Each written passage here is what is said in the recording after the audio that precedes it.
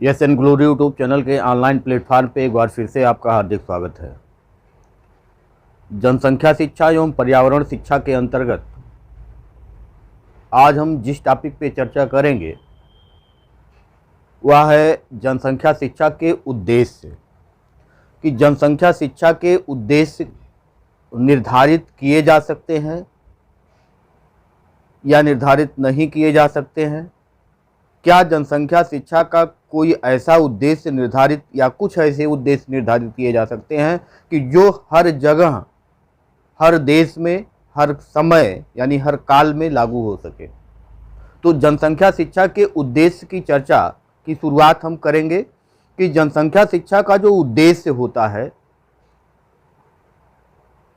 उसका जो प्रमुख लक्ष्य होता है, जनसंख्या शिक्षा का जो प्रमुख लक्ष्य होता है, लक्ष्य यह होता है कि जीवन की गुणवत्ता में वृद्धि करना।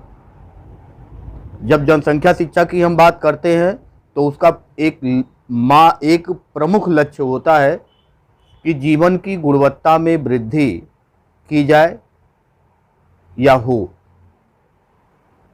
अब यदि जीवन की गुणवत्ता में वृद्धि हमको करना है तो हमको इसके लिए कुछ उद्देश्यों का भी निर्धारण करना होगा, यानी उस लक्ष्य को प्राप्ति करने के लिए हमको कुछ उद्देश्यों का सहारा लेना पड़ेगा और उन्हीं उद्देश्यों को आधार बना करके जब हम उस पर कार्य करेंगे तो हमको अपने लक्ष्य की प्राप्ति होगी, जो जीवन की गुणवत्ता में वृद्धि करने से संबंधित है। यदि हम विभिन्न देशों की बात करें, विभिन्न देशों के संदर्भ में अगर हम चर्चा करें तो विभिन्न देशों में जो जनसंख्या से संबंधित समस्याएं हैं वो एक जैसी नहीं है, उनमें भिन्नता है, उनमें अलग अलग तरीके की समस्याएं विद्यमान हैं। कहीं पे जनसंख्या वृद्धि की समस्या है, कहीं पे जनसंख्या में संकुचन की समस्या, यानी कहीं वृद्धि ज़्यादा है तो कहीं जनसंख्या में कमी है, कहीं जनसंख्या का घनत्व तो बहुत ज़्यादा है तो कहीं जनसंख्या का घनत्व तो बहुत कम है, कहीं से जनसंख्या पलायन करती है और कहीं पे जनसंख्या पलायन करके आती है।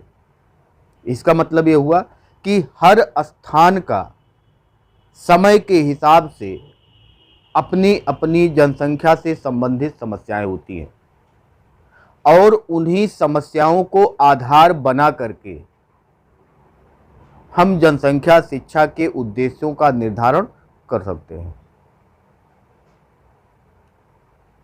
जब तक हम,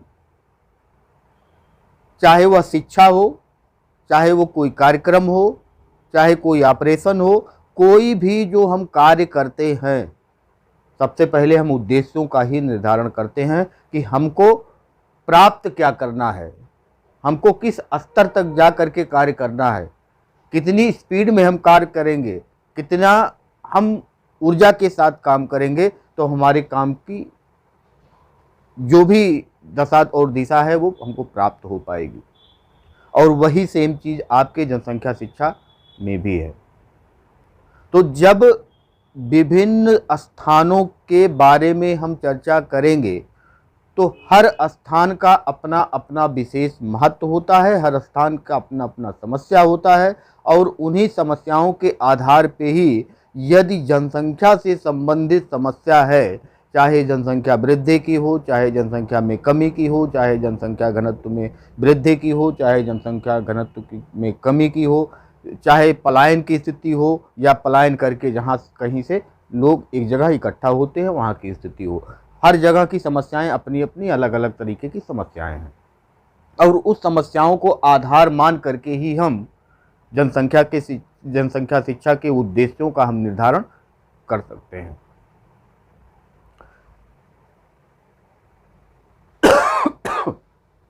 अगर हम चर्चा करें भारत में जो जनसंख्या की संरचना है, उस संरचना को अगर हम लिंगानुपात को आधार मान करके देखें तो 2001 और 2011 दो जनगणना का हम तुलनात्मक अध्ययन करेंगे लिंगानुपात को आधार मान करके, यहाँ आप देखेंगे कि हिंदू जो जनसंख्या है उसमें 2001 में लिंगानुपात 925 था, यानी 1000 लड़कों पे 925 लड़कियां 2001 में थी। 2011 में घट करके 913 हो गया। मुस्लिम जनसंख्या की अगर बात करें तो 2001 की जनगणना में जो लिंगानुपात था वह 950 था, 2011 में घट करके 943 हो गया। बौद्ध जनसंख्या की अगर हम बात करें, भारत की जनसंख्या की मैं बात कर रहा हूँ, भारत में धार्मिक आधार पे यदि जनसंख्या को बांट करके और लिंगानुपात को आधार बना करके हम उसका विश्लेषण करें तो बौद्ध धर्म के अनुयायी जितने हैं उसमें लिंगानुपात 2001 में 942 था और जबकि 2011 में ये 933 हो गया घट करके। सिख जनसंख्या में देखेंगे तो सबसे बुरी स्थिति सिख जनसंख्या में है। 1000 लड़कों पे 2001 की जनगणना के अनुसार 786 लड़कियां ही थी, जबकि 2011 में थोड़ा सा इसमें बढ़ोतरी हुआ है, 828 हो गए हैं। जैन में देखेंगे तो 870, 2011 में देखेंगे तो 889 हो गया। और इसी तरीके से ईसाइयों की जनसंख्या में लिंगानुपात देखेंगे 2001 की जनगणना के अनुसार तो 964 2001 में था लिंगानुपात और 2011 में 958, यानी घट गया। तो लगभग जितने भी धर्म के बारे में हमने चर्चा किया सब में आपको नज़र आ रहा होगा, एक दो को छोड़ करके, कि 2001 से 2011 में निरंतर कमी ही आई है, एक आध को छोड़ करके। इसका मतलब कि आने वाला जो समय होगा 2021 का जो जनगणना होगा उसमें और कमी आएगी, आगे भविष्य में और कमी आ सकती है। तो हमको इस पे ध्यान देने की ज़रूरत है क्योंकि ये जनसंख्या से संबंधित एक पहलू है। तो हमने चर्चा केवल एक पहलू पे किया, लिंगानुपात पे, कंटिन्यूअस लगातार घट रहा है और ये आने वाले भविष्य में हमारे सामने एक समस्यात्मक रूप धारण करेगा। तो हमको आज से ही सोचने की ज़रूरत है, लोगों को जागरूक करने की ज़रूरत है, विद्यार्थियों को के दृष्टिकोण में बदलाव की ज़रूरत है और यह हम जनसंख्या शिक्षा के माध्यम से उन तक पहुंचा सकते हैं। तो ये तो हो गया हमारा कि जनसंख्या शिक्षा के उद्देश्य किस किस आधार पर निर्धारित किए जा सकते हैं। तो हमने कहा कि हर जगह की परिस्थितियां अलग होती हैं, सामाजिक संरचना अलग होती है, सामाजिक गतिशीलता अलग होती है और उसी को आधार बना करके वहाँ पे जनसंख्या शिक्षा के बारे में जो हमको व्यवस्था करनी है वो हमको करना होता है। अब अगर हम चर्चा करें कि जनसंख्या शिक्षा के जो उद्देश्य हैं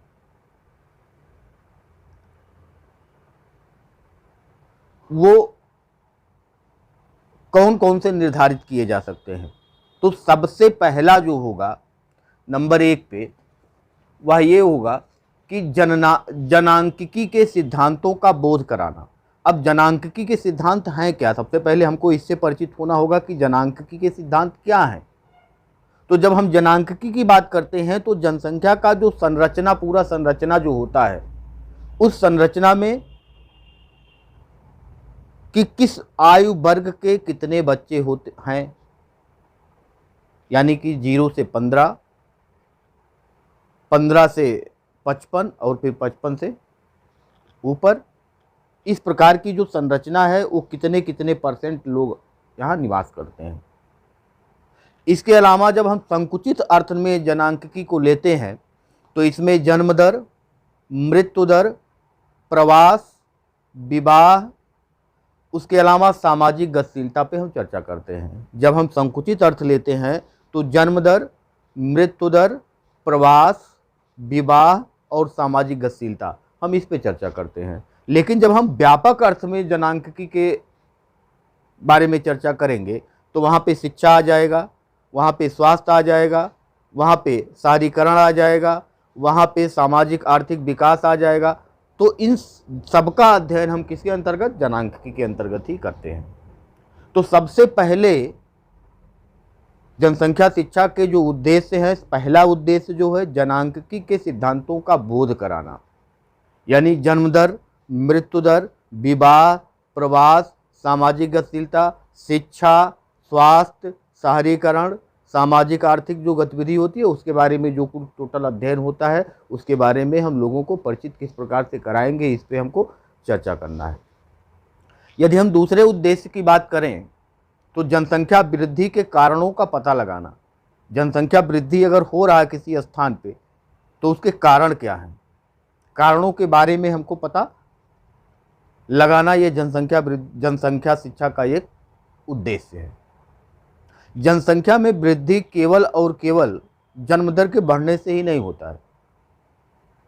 इसके अलावा लोग पलायन करके भी, गांव के लोग इस समय शहर में जा रहे हैं या जहां रोजी रोटी उनको मिल रहा है वहां जा रहे हैं, जिससे एक प्रॉपर स्थान का जो है वो जो जनसंख्या है वो कंटिन्यू बढ़ जा रहा है। तीसरे अगर उद्देश्य की हम चर्चा करें तो जनसंख्या के तीव्र वृद्धि के प्रभाव का अध्ययन, यानी जब जनसंख्या बढ़ता है तो उसका जो प्रभाव होता है वह क्या पड़ता है। शिक्षा पे प्रभाव पड़ेगा, स्वास्थ्य पे प्रभाव पड़ेगा, रोजगार पे प्रभाव पड़ेगा, खाद्यान्न पे प्रभाव पड़ेगा, यानी कि हर जगह कंपटीशन ज़्यादा बढ़ जाएगा। प्रतिस्पर्धात्मक रूप से समाज एक दूसरे से या व्यक्ति एक दूसरे से प्रतिस्पर्धा करना शुरू कर देंगे, क्योंकि जनसंख्या में वृद्धि ज़्यादा हो जाएगा। और जिस अनुपात में जनसंख्या बढ़ेगी उस अनुपात में अगर हमारी जो सेवाएं हैं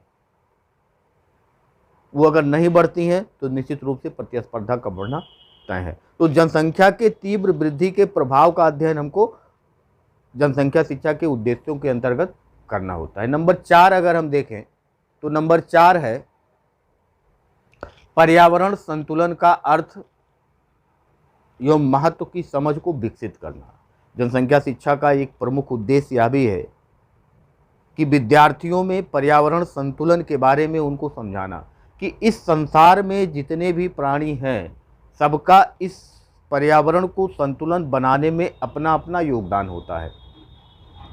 जितनी भी यहाँ गैसें हैं, जितने भी खाद्यान्न है, जो कुछ भी यहाँ मौजूद है उसकी एक लिमिट है, और यदि हम उसका दोहन एक निश्चित प्रॉपर तरीके से नहीं करते हैं तो भविष्य में उसके समाप्त होने की संभावना भी विद्यमान रहेगी। तो पर्यावरण संतुलन के बारे में विद्यार्थियों को परिचित कराना, पर्यावरण संतुलन के महत्व के बारे में, पर्यावरण संतुलन के अर्थ के बारे में हम विद्यार्थियों को परिचित कराएंगे, यह जनसंख्या शिक्षा का एक प्रमुख उद्देश्य है। यदि हम 5वें उद्देश्य की चर्चा करें तो भाग्यवाद के विपरीत सीमित परिवार की समझ। हमारा जो अशिक्षित समाज है, हमारा जो पिछड़ा समाज है, हमारा जो गांव का समाज है, उस समाज में एक ये अंधविश्वास व्याप्त है कि जो बच्चे होते हैं वो भाग्य से होते हैं, किस्मत से होते हैं। इस पे हमारा कोई नियंत्रण नहीं है, ना तो नियंत्रण करना चाहिए। तो ये जो अंधविश्वास है, इस अंधविश्वास को खत्म किया जाए, समाप्त किया जाए, और विद्यार्थियों के अंदर जो सीमित परिवार होता है, जो छोटा परिवार होता है, वह किस प्रकार से गुणवत्ता परक होता है, उसमें किस प्रकार से लोग अपनी न्यूनतम जो आवश्यकताएं हैं उसकी पूर्ति करने में सक्षम होते हैं, इसकी समझ उनके तक पहुंचाना है। तो भाग्यवाद का जो अंधविश्वास है उसको हमको समाप्त करना है, और यह भी जनसंख्या शिक्षा का एक उद्देश्य है। नंबर 6 की अगर बात करें, जीवन की गुणवत्ता से लोगों को परिचित कराना कि जब परिवार का आकार बड़ा होता है तो वहाँ स्थिति क्या होती है, जब परिवार का आकार छोटा होता है तो वहाँ की स्थिति क्या होती है, गुणवत्ता कहाँ ज़्यादा मिलता है, जीवन स्तर कहाँ अच्छा होता है, छोटे परिवार में या बड़े परिवार में। इसकी जो समझ है वह विद्यार्थियों में हमको विकसित करना है। और जो जीवन की गुणवत्ता है उसका छोटे परिवार से क्या संबंध है, इस संबंध को भी हम उनको समझाने का प्रयास करें, यह भी जनसंख्या शिक्षा का एक प्रमुख उद्देश्य है।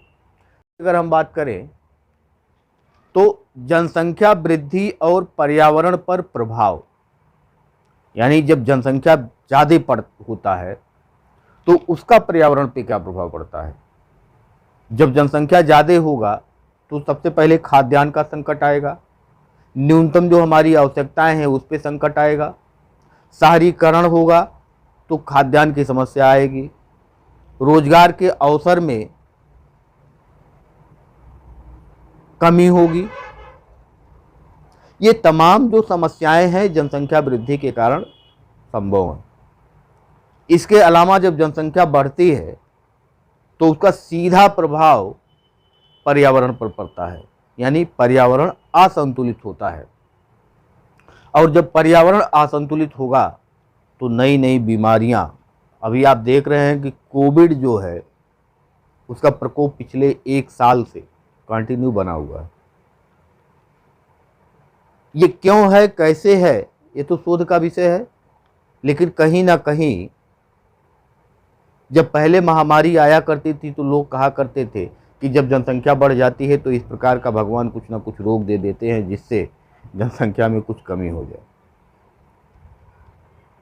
आज विज्ञान का युग है, तमाम वैज्ञानिकों ने एक साथ मिल करके,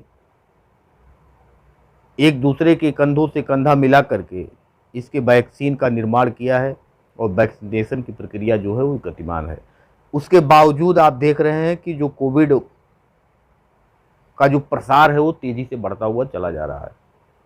तो जनसंख्या वृद्धि जब होगी तो उसका सीधा प्रतिकूल प्रभाव पर्यावरण के संतुलन पर पड़ता है।